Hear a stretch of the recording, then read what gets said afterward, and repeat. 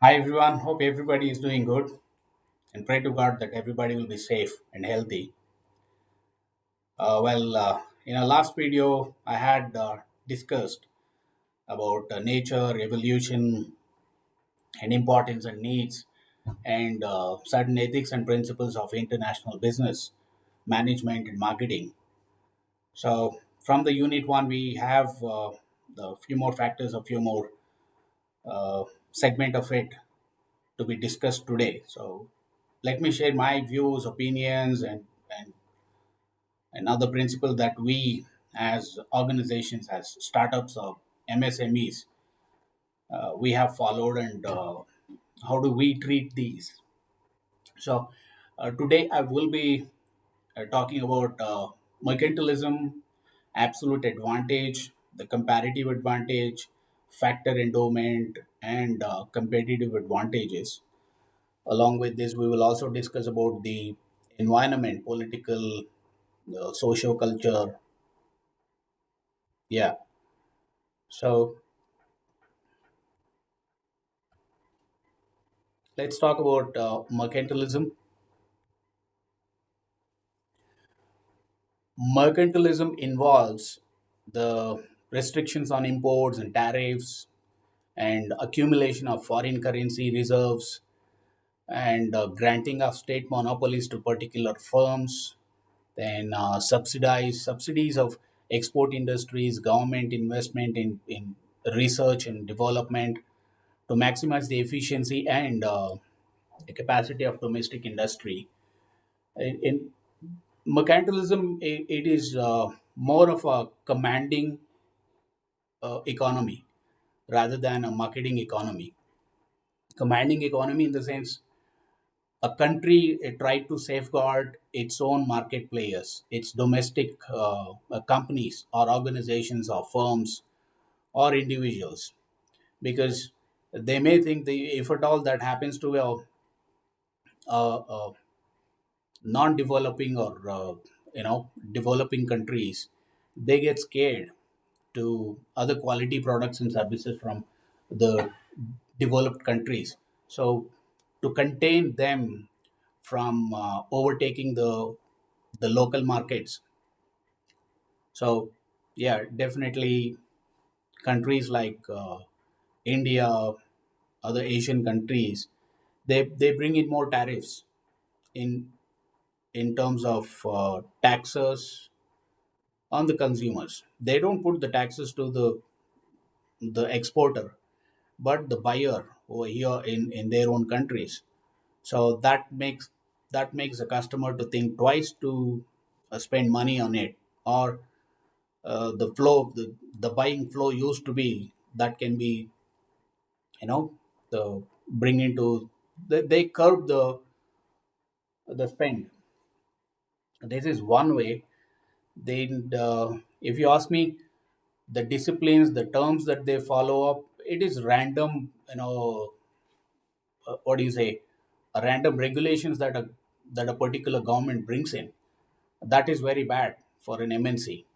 So the accumulation of foreign currency reserves plus gold reserves, all these things. It's nothing but, see, mercantilism is nothing but uh, export as much as you can, and import as less as you can.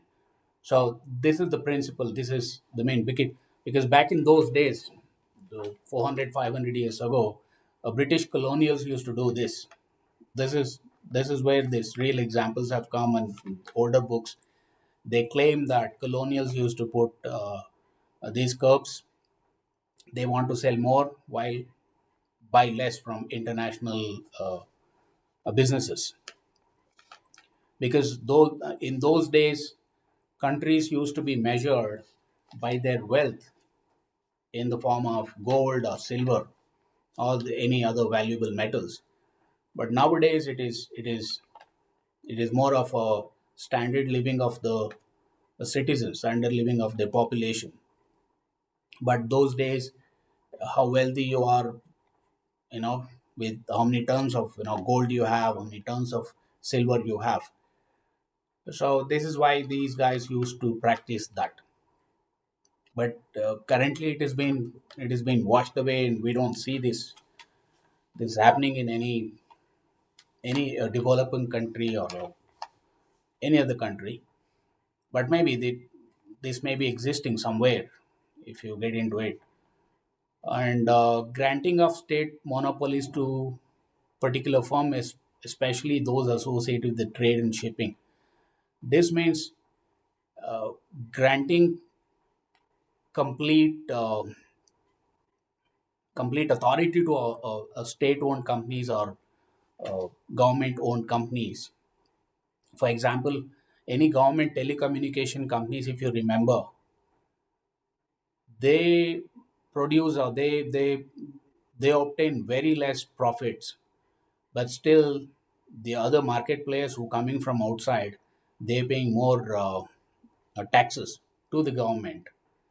But still the government companies, telecommunication towers, or they don't have to pay any rental to anybody, but still they earn very little in terms of the profits. Why is this? You can understand this monopoly. I mean, the the hiring process that takes place, and the regulations that they have, or the uh, scale up scale up practices that they have. This is why. So it is just to obtain, and not to let other companies from outside to take over your market players. That's just. But nowadays, if you see developing companies, they are privatizing it. Privatization, it is nothing but most 90%. It is your own strategy. A government, most of the times governments would not come to your assistance if you're going down the drain. If you lose your shares, or something really bad happened, you're not coming up. So that times governments have no concern to it. So that is nothing but a free market. And subsidies of export industries to give competitive advantage in global markets. Subsidies is nothing but when you're using resources of land or manpower or any other things, you pay very less taxes compared to the private companies from outside. That you would understand, many companies would do that. Every country on the globally, they practice this, and we all know this. For example, Google is not an Indian company, so they pay more taxes to the Indian government. Or at the same time, if you we have other number of search engines here in India. They're very small, but they don't have to pay those uh, taxes to the government. Same way, uh, take it a e-commerce portal like Amazon, Flipkart. Flipkart is an Indian company. They did not pay as much as the Amazon pays, that as in taxes to the government of India. The same way, there are Indian companies who are selling their products and services across the world. For example, Tata Motors. It is an Indian company in UK. They have their own companies and acquisitions. They pay very huge taxes, but UK based companies do not have to pay that much if those companies are coming from. This is just another way, that another example that mercantilism still exists, but not in a full scale. But here and there, I mean, you can see that, you can experience that. And the government investment research and development to maximize the efficiency or the capacity of domestic industry.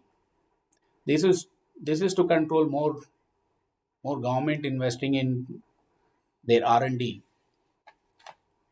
to expand their own businesses if they see that there is a demand in the market globally or locally. So they want to capture that market. Sometimes what happens is they have their own planning. At that time, they invite their competitors or companies from outside, so to see how these guys would survive or how they make. Then immediately, if they see that these guys are making profits, immediately they bring in random regulations. This happens, you know, this happens when the governments get different governments are coming into the office. This happens. So internally, they're very diplomatic. They may claim that see, government is not ours. New guys have come. We have to bring in these new restrictions. Now they see the market has got demand, and they bring in their own companies, providing subsidies, opening up their own government entities to compete with the international players. This is one thing. This is mercantilism. Of course, I haven't told you only mercantilism. I here and there I brought in the other formulas. Now let's go to the key points. Yeah. Now we'll discuss about absolute advantage.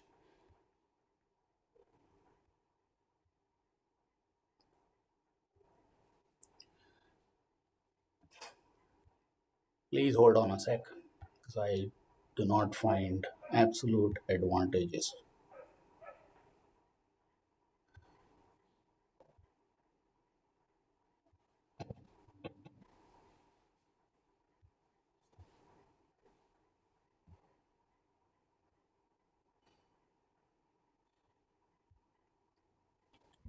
Yeah, I apologize for the time taken. Absolute advantages back in those days used to be giving free hand to the business entities or international business firms in terms of making it free from government authorities, free market in the sense uh, coming out of all these regulations, tariffs, and other things, making it a free trade agreement that even now exists. Free agreement in the sense you make money and you take away all that whatever the percentage that you discuss with the governments and other regulating bodies. You pay that off and it's yours. And when you want to quit, you can quit with certain amount of uh, regulations or business terms. Otherwise, it is free. This was quoted by Adam Smith. Adam Smith in 1776. He saw all these regulations, and then he thought. I mean, his formulas. His book spoke about that if at all this mercantilism or the authority of a particular government continues, then there is no way that international business would sustain, because everybody used to wonder that how come yesterday we were all free and now the government or some entities come and asked us to pay more tariffs or put more taxes on the products so that customers would stop buying these products or services of international companies. So to come out of that, he thought about creating more advantage of creating platforms which are seamless, which are free from these regulations, and he also given certain points which were appreciated by many. Even now, there are many speak against and speak for the Adam Smith's formulas, market formulas, or the absolute advantage theory that he's designed in those days. Excuse me. The absolute advantage is completely concerned about the advantages available to a international company or an organization which is coming in to sell their goods and services, and which can be open up even more widespread opportunities for the division of labor and gains from trade. And producer can produce goods or services in a greater quantity for the same cost, or the same quantity at lower cost than other producers. It is because, see, it's your own land. Like I've told you, in this absolute advantage, you will have three to four factors: land and the natural resources available in your own country, then the manpower available, then the government investing as a capital to your business, or providing you subsidies. These are the absolute advantages. This is not same to every company or to every organization. Reason being is, certain countries, certain the countries geographically never receive the rainfall that may be true to Amazon forest. So you see a lot of seafood coming from those places. But if you see Russia and other countries where it is, most of it is wasteland. All right, certain countries have more oil and petroleum products, but certain countries do not have it all. Certain countries produce gas, certain countries do not even know how it is being produced because they do not have this the advantage of having it in their own land. So here Middle East countries have the advantage of producing oil and selling it to other countries. Middle East countries, those who produce oil oil products, is a good example over here. They have the absolute advantage. They can quote any price they want. I mean, it used to be. Now there are international trading organizations. They have united, and every now and then they form a body of regulations. So they come to certain rules and regulations of international business, and they have to follow these. Marketplace have to follow this this we have to appreciate. 1776, Adam Smith had come out of this. Understand this? So this is the sort of this happens to this uh, to other companies or domains or sectors as well. So I just took it as an example. And by specialization, division of labor and trade, producers different absolute advantage can always gain over producing in the isolation. This means India has more the manpower, that skilled manpower, which produces more textile or more clothes. French is a country where you see a very luxury wine. So French cannot produce wine. India cannot produce. I mean, French cannot produce better clothes. India cannot produce wine.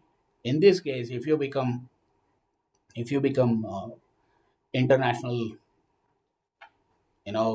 partners, business partners.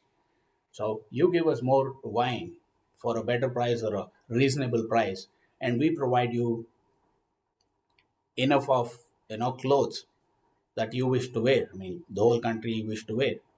So this way you produce more. I mean, you do not have to spend non-skilled people, which produces less number of production. So you put everybody into it because it's a natural skill that has come to people. Because these everybody is good at producing wine or working in a wine manufacturing units. At the same time, India never been into producing wine. They haven't got the natural skill. So we put everybody into textile manufacturing units, and it's their own skills, and you don't need a special training to produce more products. This way, I produce more and you produce more. You save your labor from producing difficult products or services. Same way, it is a win-win situation. This way. So now, if you take such incidents, you have many companies doing this or many countries doing it. us is a us is a capital intensive economy or a market. And for example, India is a labor labor intensive economy. China too, I mean, China is a great example for this. China, if you see, I mean, we are discussing more about China these days. Reason being is there is a border issue there. I mean, everybody believes that the coronavirus pandemic has come from China, not from the wet markets of Wuhan, but from a lab over there in a city. So there is a lot of sort of a cold war is happening between India and China. So India entirely, almost 80% to 90% depends on China for particular products. Let it be plastic, let it be the chip level electronic boards or any electronic device you take. It is being, though it is being built somewhere or it is being produced somewhere, but it is being uh, you know put into as a final design or a product in China. Even the Apple iPhone is being assembled in China. There are many products we see a lot of made in China products here, but that is a labor intensive or a skilled labor, I should say, skilled labor intensive. Indian labor compared to China, it is not as skilled as them, and the discipline that the society has got and the patriotism the country has got. So they do not have a political instability like India has. So these are the advantages as a country China has got compared to India. But now Indian government has started telling people indirectly, because government has agreements. Both the governments in between them, they have own governments, and they cannot tell people boycott China products directly. Otherwise, the other international players would come into picture and tell you as a unity, as a United Nations. I mean, there are other people, a body of uh, international agreement players would come and tell you that according to agreement you don't have to do. Border issues are different, but still. So they are telling people, let's be self-reliant. So this way, people are. If you don't buy, you can come into the market. If you don't get sold, it's not government's. Uh, I mean, responsibility. It's not their concern. So this is the right time. I mean, not only between India and China, this is the right time. If you read newspapers, international blogs, you would get many ideas how a relationship between countries happens, what is international business, how it gets affected, how it gets uh, appreciated in terms of their shares. This you can see. These are the live examples, and you would learn it very quickly, and it would stay in your mind and heart forever. This is the best time. People who are studying or learning business management internationally, a market and its behavior, this is the right time. So this is absolute advantage. Let's move to the comparative advantage theory. If you compare comparative advantages and the absolute advantages, there is very subtle differences between them. Here, absolute advantages tells you how to utilize the resources that's available for you naturally, or the manpower, or the capital of your government. The same way, comparative advantages theory is is is is is written by David Ricardo. His book his book speaks about he wrote this in 1817. He speaks about how to leverage the advantages lies in the relationship of country to country, economy to economy, or state to state. You can practice this in between your states or your colonies.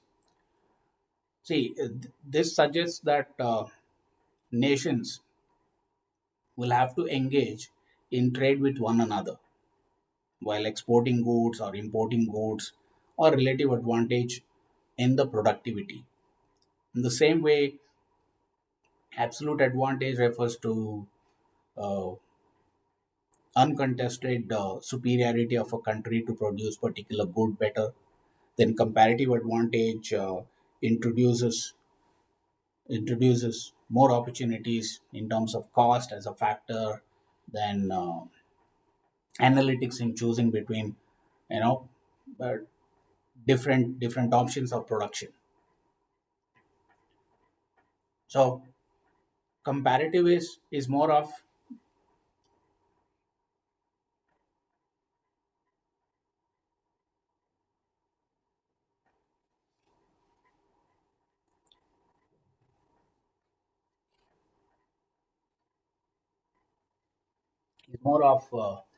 giving a unique value to the buyer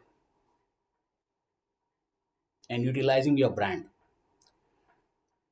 So you may get confused when I again go into the methods of the typical way of textbook business way. So let me give you an example. Comparative is nothing but, see, we have Google here and we have Yahoo here in India. So why everybody go to Google? Not everybody would go to Yahoo. Reason being is they compare what is Google, what is the values available with Google, and the the problems, the the delays that happen, the features that would not be uh, good to you in terms of Yahoo. Like Google, you go, you type, and you have millions of millions of records available. That throws you, if you type any random keyword, it would fetches you millions of suggestions. It will show you on top of the search engine. If you see on the top, the left side, it will show you, if you type uh, athletic shoes, you hit that and you would see 10 million or 1 million suggestions available. Then it'll track you the country you from, or within the country which IP address you from. Then it'll throw off all the stakeholders who are trying in this IP order geographical area. So when you go there, once you get into it and you try to buy a Adidas shoes, it'll tell you people also search for the same product, or compare this Adidas, this to Reebok, or to Nike shoes. So this is a comparative strategies.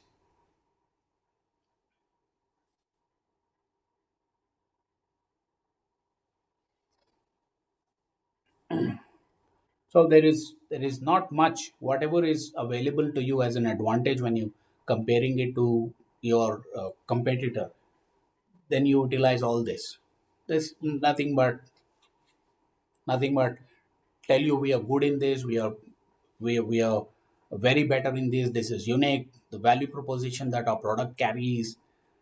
These are the things. So if you're a superior, if you're a superior in this, and you are the king of the jungle, sort of. This is the principle I can say. At the same time, you know, you can acquire the market. If you see somebody is coming up, very potential, and he can be a competitor in the future, being a dominator in the market, you acquire them,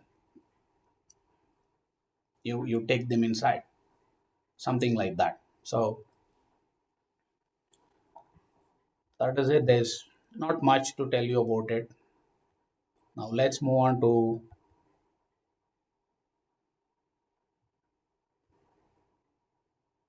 the endowment factor. Endowment factor or the absolute management, both are by Adam Smith. A factor endowment represents how many resources a country has at its disposal to be utilized for manufacturing resources such as labor, land, money, and entrepreneurship. Countries with large and multiple factor endowments are, naturally more wealthy and able to produce more goods than nations with very little factor endowments. Factor endowments uh, also affect the opportunity cost of specializing in producing certain goods relative to others. Like I've told you, the Middle East countries produce the oil and other petroleum products. So nobody can beat them. So very less uh, competition there. So you as an MNC cannot go there, buy the buy the petroleum products and sell it to some other country. It is very little. Yes, there are people who go there and buy it from the the owners of this because they do not want to manage them. Maybe they have occurred many uh, losses or very they may see it is difficult for them to handle, manage, or scale up. So they want somebody to come and handle it. So there are people I've seen from US. They own petroleum wells there. So they do it. It is nothing but, I mean, you have your own land, your own people, own labor who are very good in certain things. For example, if you go to US, you have the best MNCs. You have the best employees, best engineers. So if you really want to open something in IT enabled services, that's the best place. For example, data centers. Now, data centers are going to be playing a very prominent role in the coming days. Reason being is most of the companies host in AWS or Microsoft Azure. So all these data centers are located in US. So we have more than 200 companies, more than 200 countries. Data is stored in US. Imagine something goes wrong, they can hold the data and tell you as a nation, as a government. They can tell everybody, we're not going to give away this data.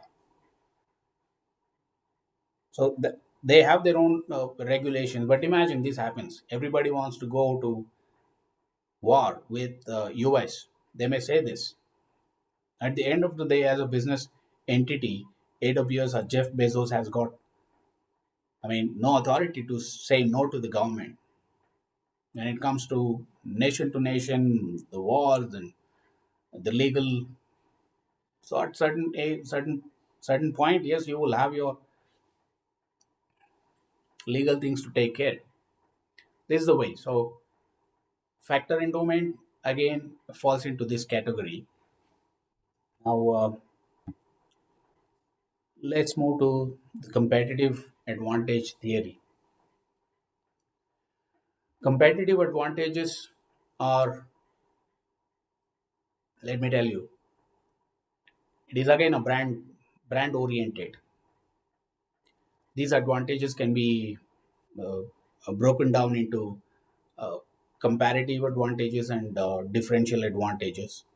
Then comparative advantage is a company's ability to produce something more efficiently than a rival, which leads to greater profit margins. As I've told you before, this talks about the quality, the value, the unique selling point that you have in your product or service. Again, let me tell you about Google. Google started in the back in 2 3 decades ago. and they want to sell it to, they want investment from Yahoo, or they want to sell it off to Yahoo. Yahoo said you have no value. They told this to Google. Then Jeff Bezos, they approached Jeff Bezos, now I mean Amazon. He paid a blank check to them and told that yes, I'm going to invest no matter what, you just design it or develop it. Then they started developing it. Now where is Yahoo and where is Google? So Google believed and trusted, had a faith in providing value. Value is nothing but you search anything, it's free for you. You get information. You don't have to carry a bunch of books with you. Wherever you go, just hit Google and you have access to internet, you get the details. This is a value. Of course, when you want to buy, again you have to pay. But information is free, valuable information, even now. So no company would provide you this. Yahoo has got no dictionaries like this.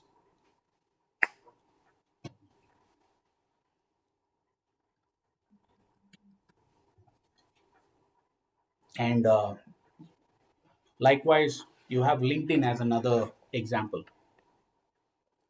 See, LinkedIn is a social.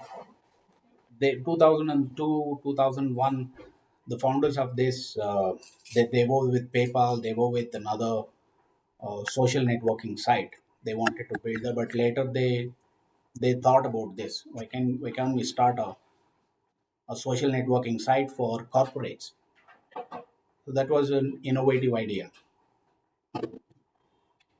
So they started in 2003 May or March, I guess. Yeah, 2003 March they started. Now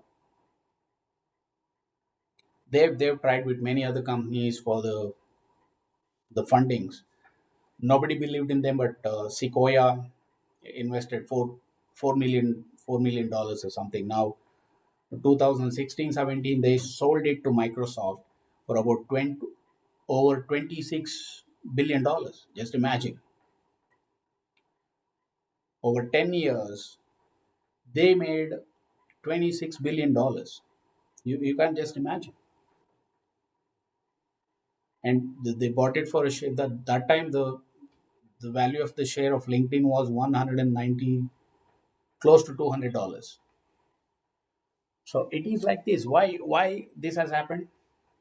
The value of a LinkedIn is, you cannot get a social networking site or any network where you would find more than 60 million business owners. So it has got more than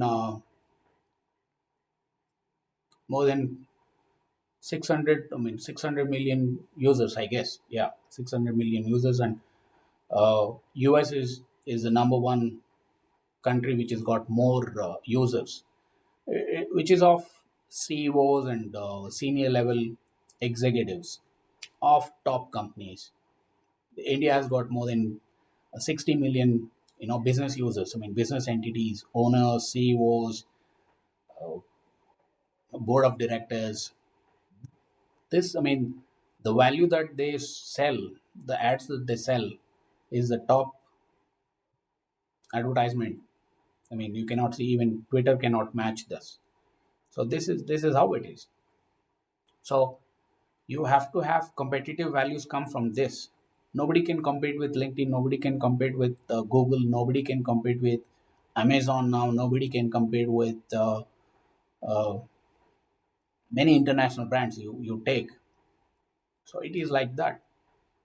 So you have a value, have all the uniqueness in your product, compare it to your competitor. That is it.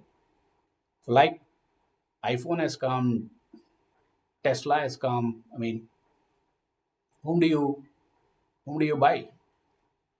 Globally, people believe in iPhone. Reason being is they give you better phones, they give you better network, and the security is promised right from the day one. They are the ones who started mobile phones. Then later they started with screens, the smart screens, then touch screens. So over the years, the company, the organization, obtains, gains the trust of people across the globe. That's how you become MNC. And that's how a country gets a brand name. When you take any MNC, people believe that okay, this must have born from US. So these are the competitive qualities that your product or your company should have. That way, yeah, it's a valuable proposition. What are you giving it to your customers is at the end of the day, the end user, what is he going to get is is really crucial. Now let's move to tariff and non-tariff barriers. Like we discussed previously, when a government decides that I have to save my own citizens or companies from my land, they would bring in all these tariffs and non-tariffs and barriers to check you out of their countries. They will create new rules and regulations for the red tape, more complex, more complicated business terms. So you will have to go through all this. And as I've told you, the countries to those who want to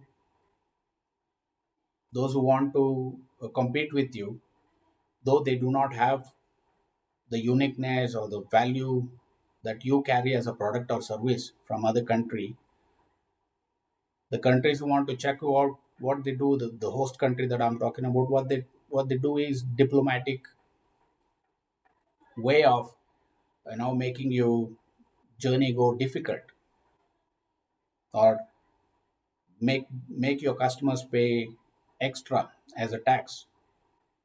So automatically the number of products getting sold in the market would come down. That can be like an example, Coca-Cola and Pepsi. So there was a government which which was against the Coca-Cola. So they started telling that we will have to promote tender coconut, so tender coconut here in India. So farmers and everybody started protesting against these sort of soft drink companies.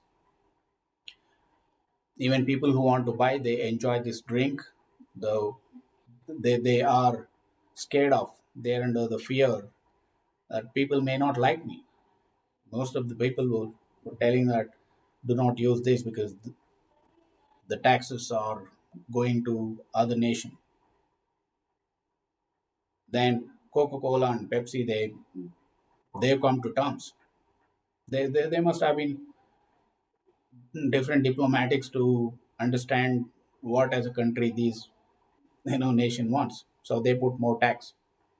Even now, it is 40 to 50% tax that Indian residents pay when they drink these soft drinks. So this way, even most of them do not know how much tax that they pay. And the same Coca-Cola, if you drink in the luxury hotel or a five-star hotel, you pay extra 10% or 12% as a tax. So these are the tariffs, non-tariffs, non-tariffs in the sense they may not give you a luxury. They may tell you don't sell this here, or you sell this here. This is non-tariff, but still they want to they want to curb your number of sales. Yeah, these are the barriers that they put nationally, internationally. This is it. So this again, we understand all this. Now let's move to environment of international business.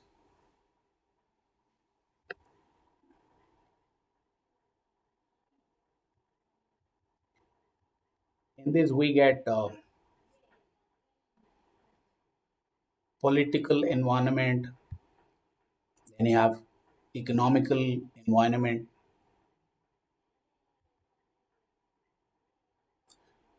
socio-economic, then cultural, then the technological environment that we have. So let's discuss the political environment, how it can how it can provide you lenience or the hinder, whether it will help you develop or put you under the curbs that we discussed. This environment is ever changing as examples, because this is really bad. This is really difficult to gauge. This is really difficult to understand when you're dealing with a underdeveloped or a developing nation. Naturally, with these nations, the political instability is very likely and very often. By this, you should understand and you must have a complete political understanding how political domain changes very often, and what sort of leaders play a key role in business laws. Because every time political party wants to come to power, what they do is they promise many things to their uh, locals. What they promise is, we will check out every company from outside and we'll ensure that our own companies come and earn more money, earn more profits. We're going to bring in more investment from outside rather than companies coming here and doing business. This is the promise. And this would encourage the scenario for you or the market platform for you to be difficult. So this case, it is you should have a R&D team. You should be in regular touch with the political secretaries of all the parties. For example, businessmen, those who are multi-billion companies existing, you can see these CEOs or anybody never talk about any political parties. They you don't get to see that whether this business is close to some political party or this business is against to some political party, because they never know. They don't want to take chances. Every 5 years or 4 years, different parties will come to power and ensures that if you are against to them, they would try to give you more tough times. So these guys do not want that. That way, you should be very close to every political party, and you should be in regular touch, regular socio economical sort of attitude you have to build. The repo is very much needed. That is why MNC or international business, even the companies uh, within the country, local companies or uh, domestic companies would always be very nice. You will have a relationship manager externally talking to the political leaders or political entities to ensure that nothing tough would happen to them tomorrow if they come, tomorrow if they do not come. So you should be very careful with this. So political environment is really needed.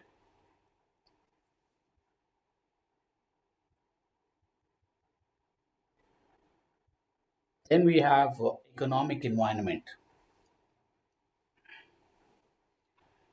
Economic environment is nothing but whether the country is going up or how often the fluctuation happens to their currency, to their value of value of the nation in terms of their competitors and the labor laws, their interest rates, and the I mean, as a the financial status, this is very very important. You must have seen Venezuela. the North American country. I mean, what has happened to North or South American country? I guess what has happened to that country? Their economic status went down, and political instability started. The people were not disciplined. Everything was not in mode. I mean, imagine your company is there. What would happen to your company? Your shares would go down, and you never know what happens to the laws and the tax structure tomorrow. These are the things we should keep in mind.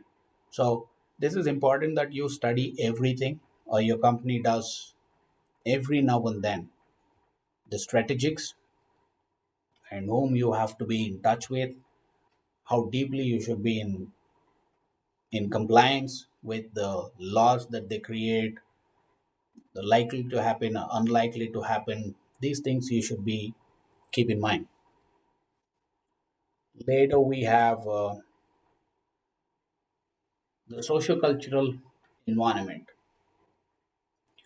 This is again how your company believes in, follows the culture of a particular nation.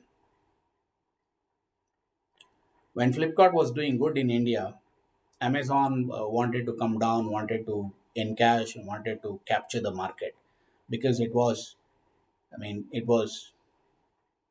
mean, India was starting as a nation to go online, buy groceries, buy, other essentials online, or the fashion products and services.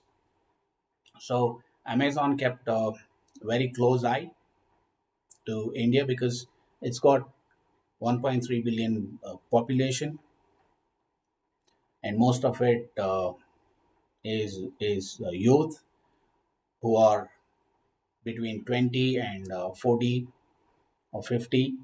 So these companies did a lot of research, and I'll tell you how. If you're being again, we have to take absolute advantage or competitive advantage here. Flipkart used to store all this data or host this data on AWS, Amazon Web Services. So they have a cloud servers. So Flipkart and other uh, smaller companies here in India used to host this data over there. So I mean, they promise we don't check this data. You have all the security tools, and this one is enabled, but still you never know. Maybe that data, that the traffic that they gain, how they gain, and the user is coming from the diversified audience across India, right from north in Delhi to the south in Chennai, Kerala. So people, everybody from all the cities started going to the Flipkart site. So they saw that, imagine this would go another 10%, 20%. They studied this. So they entered. They had all the capital that they wanted. They can start, 10 times extra capital. But they did not do it. They wanted somebody to start. Indian company started. Then they studied for a couple of years. Jeff Bezos have come down to India to tell you socio-cultural, how to create and how to become friendly to the other nations. Have you ever seen? I mean, most of the businessmen in US. I mean, I have seen when in the interviews, when somebody asking, "Have you heard about India?" At certain times when they want to address these questions, they used to say, "India never been to, but we want to," as if they have never heard about India. When it comes to business, Jeff Bezos has come to India, and I believe after a couple of years they've started here. He he drove a truck over here with lots of uh, Amazon goods in the truck, because people here have studied the culture. All right, if you're moving from house to house, or if something coming into your house in your festival occasions, it is a truck. It is full of the full of truck. These things come to you. I mean, it is, what I mean. This is how, I mean, even now I remember this. Otherwise, why a billionaire like Jeff Bezos have to come and drive a lorry or a truck here with full of goods? And they have paid every newspaper, every media channel to cover this, and it was a viral. So Jeff Bezos, Amazon company is coming down to India. They are very serious. This is the way. Now later, what happened? Again, couple of years ago, Amazon bought the Flipkart. So not directly Amazon, but Walmart has bought it. But Amazon or Jeff Bezos has a certain stake in Walmart. This is diplomats. So when you're a bigger player in the industry, these things are very easy. But all you need to do is study the market properly, get on time, and acquire it. As simple as that. So, as an Indian company who started first in India, who could not survive in this market, but a US company coming down to India bought an Indian company indirectly. That's a diplomacy, isn't it? So they've studied everything politically, uh, socially, and culturally. Then whether this market has potential or not, they've studied well. Now Amazon has billions of dollars earning every year. That's the strategy every company needs to have when they are getting into other markets. Now, finally, the technological environment contains the innovations. Like, see, India has a market or China has a market. Imagine somebody from uh, England, somebody from Switzerland, or somebody from North America, or some bigger company from California cannot just come and pick this up. They've understood political environment, socio-cultural. They knew that India, I mean, 90% of Indians speak English, or most of them understand English, and they have passion for English and English people and English products and services. They follow the US, you know, uh, cable channels. So this is one thing. But if you, apart from all this, if you do not have a technological environment or a feasibility for installing or running your technology, then this is not going to happen. Politicians or political entities can promise you many things. Regulating bodies, international business traders can tell you many things, but that may not come true. So don't believe in this. So you have to have your own team which does research and development, study how soon it is going to happen, whether it is existing technology, whether this runs or not.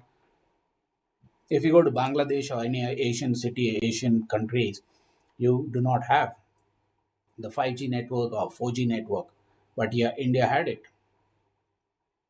Now, India is more than ready for a 5G technology. So everybody wants to cash in on this.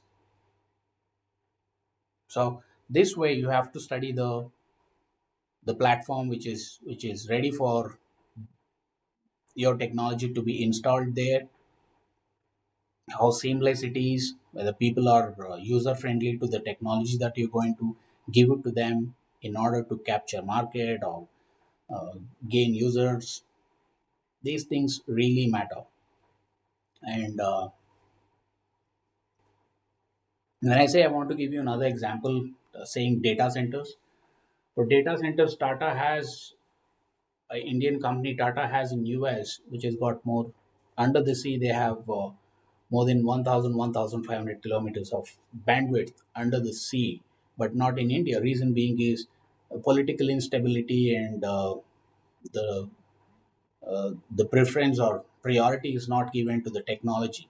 So that's why we may not have data centers competitive or compared to AWS or Microsoft Azure or any private data centers which is there in US, or uh, the land availability in between the the cities, the bigger cities like Bangalore, Delhi. So these are the things. This can be very good example for technological environment. Software is another thing, but when you store, now cloud is everything. My previous company was into cloud computing. We were very startup, but they started back in 2008. But even now, he could not scale up. Reason being is he was not able to. But US he has got. It's called Trigit. US they have more data centers, but not in India. They could not because of the feasibility, and it is not as it is not as as price competitive as it is in US or UK. So these are the things we should keep in mind. Make sure that the platform is ready for you. It is user friendly. Of the feasibility available is matchable. This is what you want. This matches your requirement. Then get into it. Yeah, I believe you guys have enjoyed it. If you have any feedback, I am open to it and I welcome from my mind and heart. Do not worry. Yeah, thank you very much, everyone. You have a nice day ahead.